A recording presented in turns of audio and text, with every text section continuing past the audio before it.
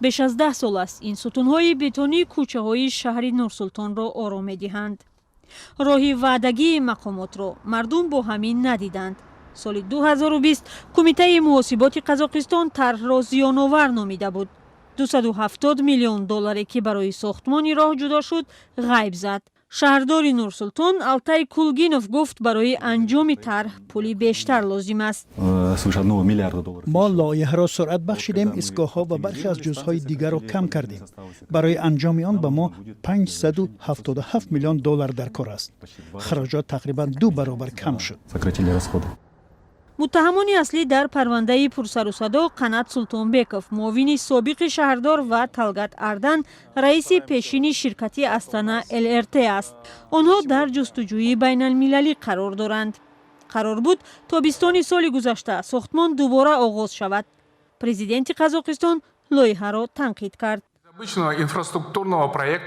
از یک طرح عادی زیرساختاری آن به یک مشکل جدی تبدیل یافته است که به آبروی کشور لطمه میزند. مبلغ‌های زیادی برای آن خرج شد. قرض‌های کلان جلب کرده شدند. قرارداد و عهده‌داری‌های زیادی در نزد شریکان خارجی قبول کرده شدند. لایحه از اول خطا بود. از آن بوی فساد می آمد. مردم ستون‌های بتونی را مجسمه فساد در قزاقستان نام گذاشتند. پیشنهادهای هم بود که چندی از این ستونها با نشان یادآوری از حرص و پولپرستی منصبداران نگه داشته شوند.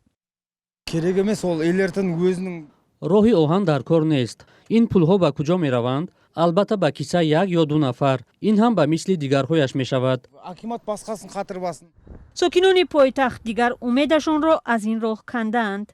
برای ساختمان با دلار قرض گرفتند که آن را باید مردم قزاقستان برگردانند. چند سال پیش فعال مدنی رستم ژمپیسوف تحقیقات انجام داده به این خلاصه آمد که لایحه زیان‌آور است و پولها بر هدر می روند. من مهلت حد اکثر را حساب کردم. این را هم اضافه کردم که برای مثال 50-60 هزار نفر هر روز به این طرف و اون طرف روا کنند که البته این برای همه دسترس نیست و نتیجه این شد که پول یک سفر به 1100 تنگه برابر می شود. مؤلفان لایحه اولین محاسبه را رد می کردند ولی بعداً قبول کردند. آنها گفتند برای روی پوش کردن خراجات، نگهداری راه آهن و برگردانیدن قرض از حکومت پول می پرسند. به این ترتیب قزاقستانی ها مجبورند چاه به آخر را باز هم از جیب خود پر کنند.